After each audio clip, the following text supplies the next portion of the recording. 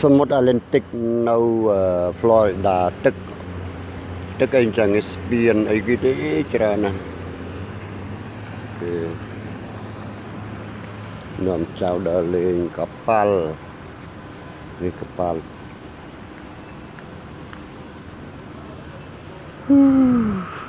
ធំធេងល្វឹងល្វើយកណូតក៏ច្រើន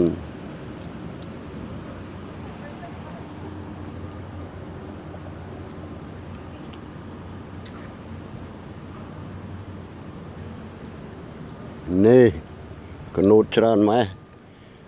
Sail ក៏ Grand Opening 1 year កប៉ាល់មកពីទីក្រុងណាដល់នេះ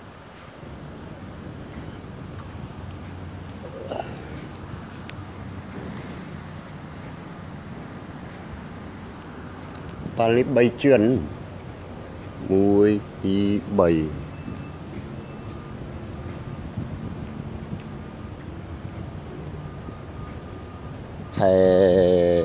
កប៉ាល់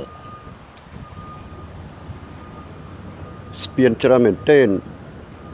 នោះ1 2ហើយនេះមួយទៀត3ទៅកោះអីគេហ្នឹង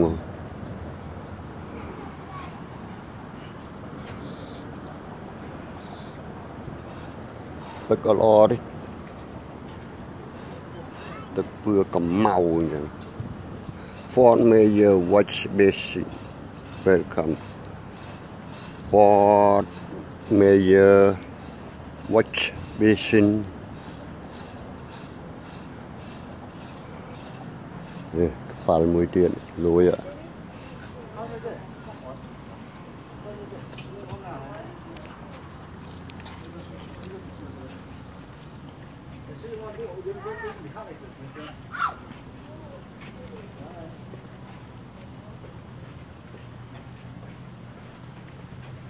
ស្ពានកោះពេជ្រឯងមែនទេច្រឡំស្ពានក្រៅប្រទេសស្ពានអាកាសក្រៅប្រទេស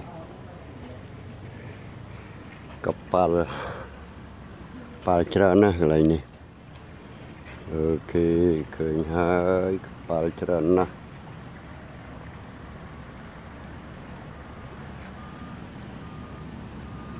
មានដើរមើលតែយើងគេក៏ដើរមើលដែរថ្ងៃនេះមិនថ្ងៃអាទិត្យថ្ងៃសៅរ៍ទេថ្ងៃតាមអាទិត្យមនុស្សច្រើន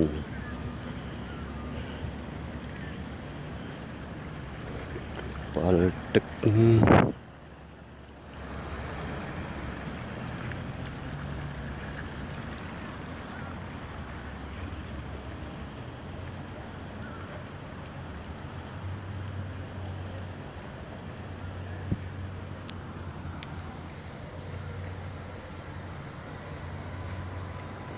លេងមិនសមុទ្រ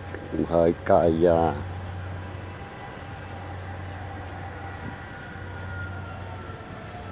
ប៉ាល់ច្រើនមែនទែន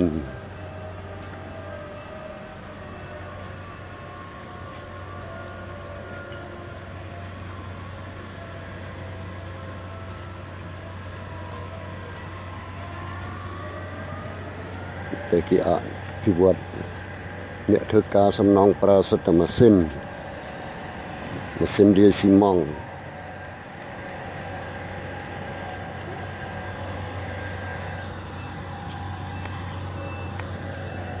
វិថយអូគោខាណា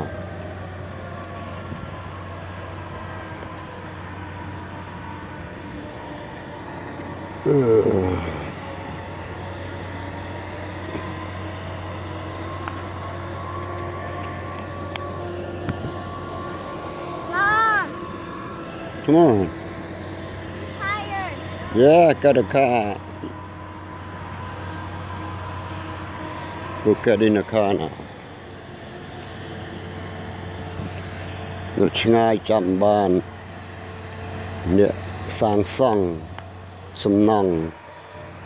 ប្រើសិទ្ធិគ្រឿងម៉ាស៊ីនអូខេត្រឡប់ផ្ទះវិញហើយnó đã tuôn chơi ngay đã ngay về ta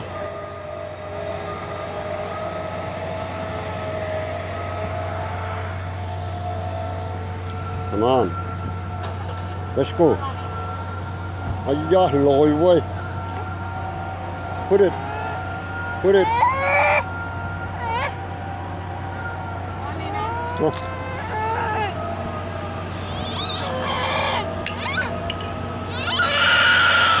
What's wrong with?